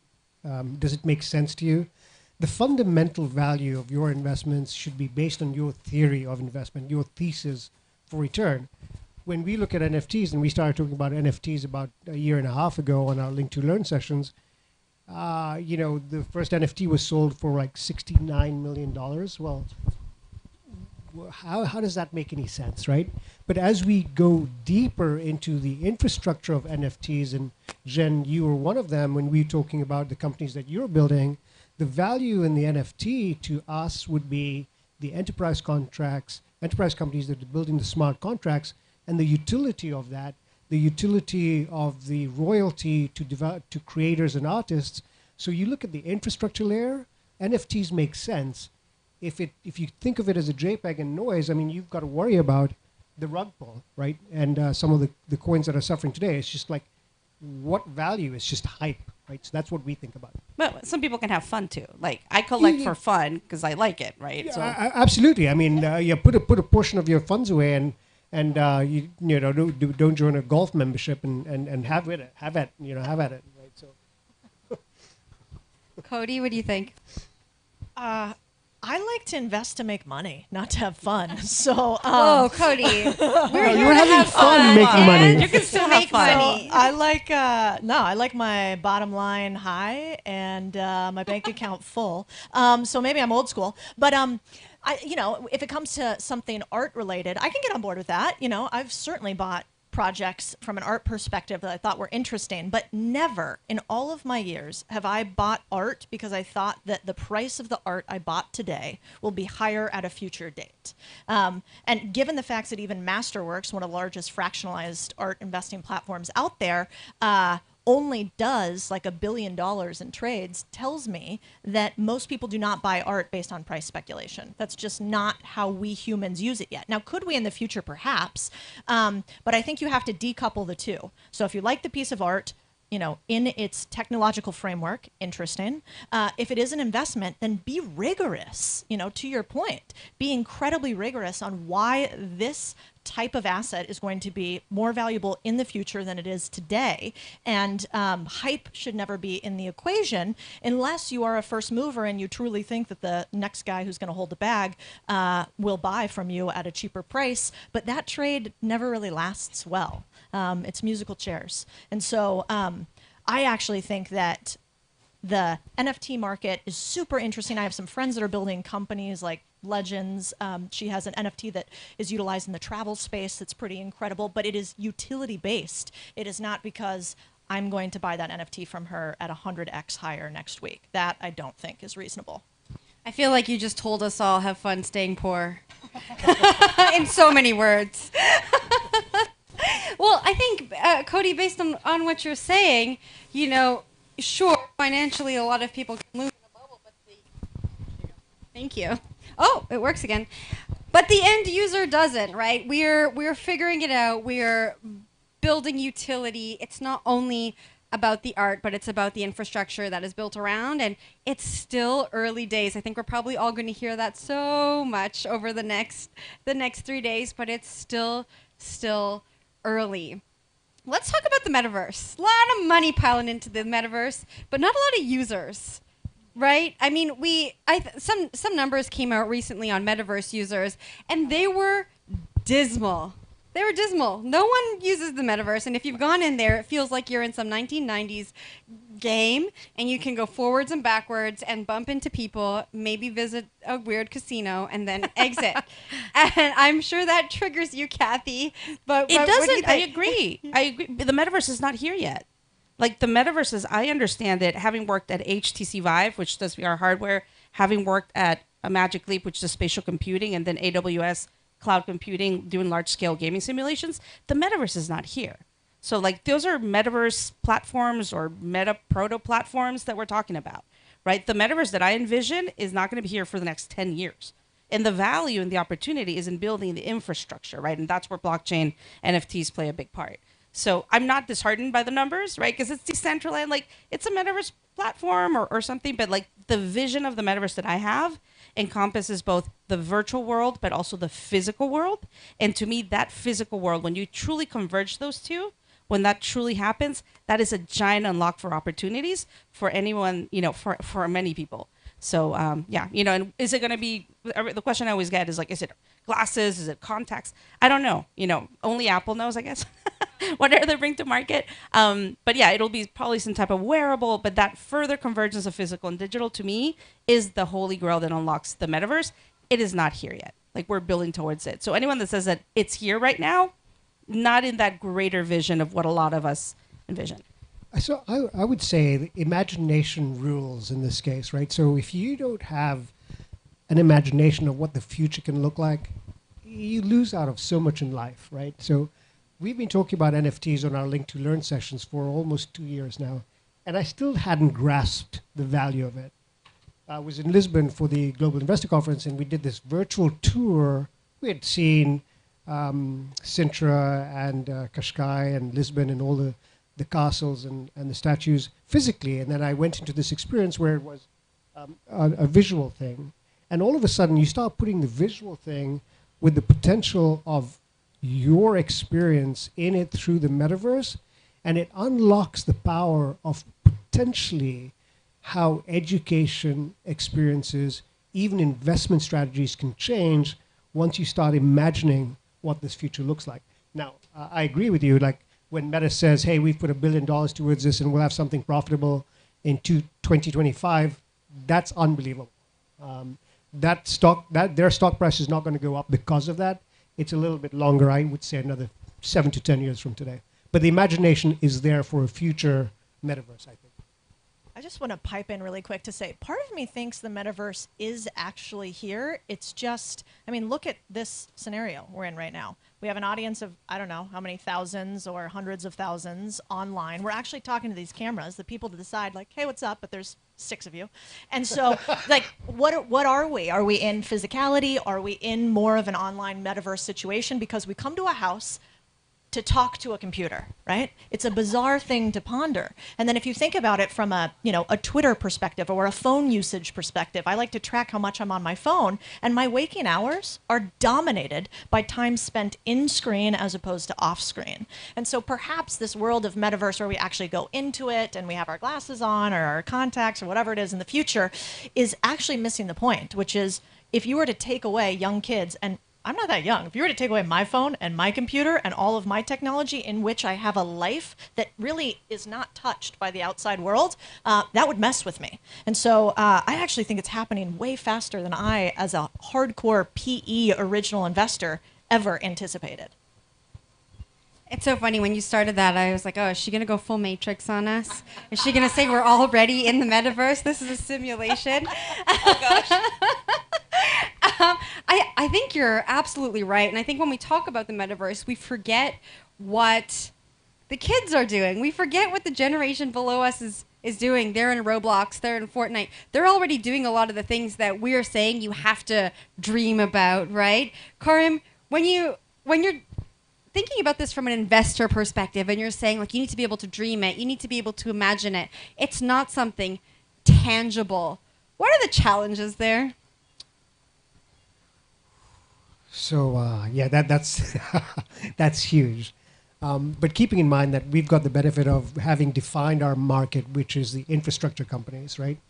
And so we start to pay attention to who's doing what. And if we look at the Web 3.0 and the metaverse and the blockchain, it's easier for us to look at the companies that are run by visionaries and innovators and a leadership team that is building towards something, but they've worked out the dots about the potential side rails that's going to derail this company or this opportunity, and have seen a level of return that makes sense to us. When we look at investments, it's not that longer term investments, because like Cody says, it's like, I want to make money today.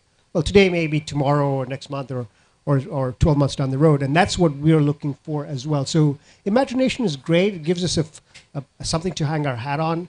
But the fundamentals of any business are the fundamentals of any business. That's what we pay attention to. So where do we go from here? I think there was a story that came out this morning. Galaxy Digital's Mike Novogratz said 2/3 of all crypto hedge funds are not going to exist. Coinbase has layoffs, Gemini layoffs, UST has happened. I think a lot of people would say these are all indicators of an industry that might not make it, and we are at the tip of that bubble. Cody, where do we go from here? It's not just crypto or blockchain. I mean, Carvana is arguably one of the largest car companies in the world, depending on how you slice it, and laid off 2,500 people. You know, if you follow layoffs.io, you see that on average we've had anywhere from a 30 to 70% increase in layoffs across the startup sphere over the last 3 to 6 weeks. And so this is generalized recession in my view. I mean, the technical term of a recession is 2 quarters of negative growth. I think that we will probably hit that. It'll be interesting to see one way or the other. Now, we might, change it based on what the government decides to do one way or the other, but I don't think this industry is going away. And I'm not like, as you guys can tell, I'm not some screaming advocate, that's running around with my monkey, apes, whatever. This is how much I know about this. Don't say monkey, apes, whatever. Well, me and Elon Musk, I thought that was hysterical when he changed his Twitter profile and said, looks pretty fungible to me. But anyway, so I'm not a huge raving lunatic for the industry, but I do see the utility overall. And so I do not think this industry is going anywhere. But do I think the entire world, and certainly the U.S., is going to feel some pain over the next year? Absolutely. I don't think there's any way to print the type of money we've printed, to speculate the way we've speculated, and not have pain follow. It's a mic drop right there. Kathy? Panel's over. It's your mic drop. And there's like a giant eagle or something up there. I don't know. I can hear it. Woo. Yeah, I mean, for me, the work I do is not only in NFTs and blockchain. I do a lot of work in virtual worlds and many different strategies, right, with the brands I work with. I agree. I think that there's definitely going to be pain, right? There's going to be pain. Right now, my company, thankfully, is in hypergrowth. We're very lucky, because we're in that space. What I will say, and this is kind of a little bit separate from what we're talking about, but I do want to make a point at something that I think in the Web 1, Web 2.0 eras, adult entertainment was leading. If it's innovating, that's where we're heading there. And I think in this new era, what I'm seeing, at least from the work I do with all the brands I work with, Louis Vuitton and Ralph Lauren and all of them, is that fashion, art, and architecture are really pushing the limits of some of these technologies. And I think that's a big statement. It's a beautiful statement in my perspective, right? Of kind of where the innovation is right now and who's willing to take those risks.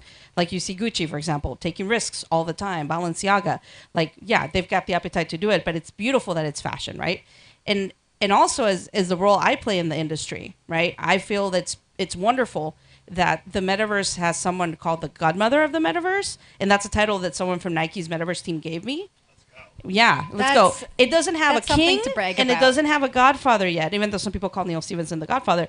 But I think that there is a sea change in my perspective that it's not going to be, and you can see it in this panel, this is not the traditional people that speak at a tech conference. And I want to applaud Jordan for that, because I do think that there is a bit of a sea change when it comes to these technologies, who's benefiting from them, and who's really, pushing the innovation. So totally not related to the bubble, but related to where I see this going, and something I'm very passionate about.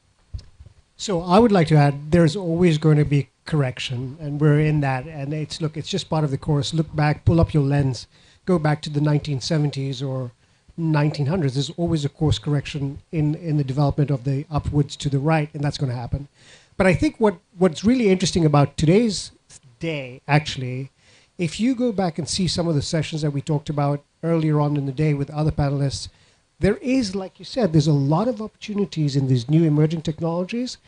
And if we pull ourselves out of the US and look at it globally of what's happening and the adoption rate and the kinds of population that are adopting different things, even monkey apes or penguins, or what did you call that? Goblins. Goblins, right? No. So the utility of that stuff exists, but the question is, where does it work? What is the technology that works? Where is it being adopted? Globally, we need to pay attention to the trends. Yeah, Kareem, I think you set the stage so nicely for us. There's so much innovation happening in the space, and some bubbles will connect, and some will burst, and some will continue to float on, and we are just in the midst of it all. So thank you all for sharing your perspectives with us today on this panel. I think you've given our audience a lot to think about, so thank you. Thank you.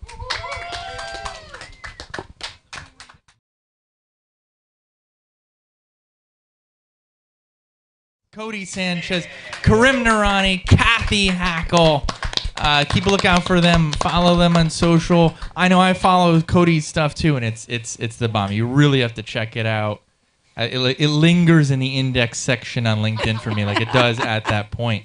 We have a couple podcasts coming up in the podcast room. I know Blake Jameson's here. Shout out to Blake Jameson, early artist in the NFT space. Jeff's here with Entrepreneur Magazine. Jeff Hunter is here. Sebastian Rusk is here. He's probably actually prepping out back. Oh, there he is. He's still in the room. And Roger Dooley, I would point out, Team Forbes is here. Institution there. He jokes about it, too, in the other direction.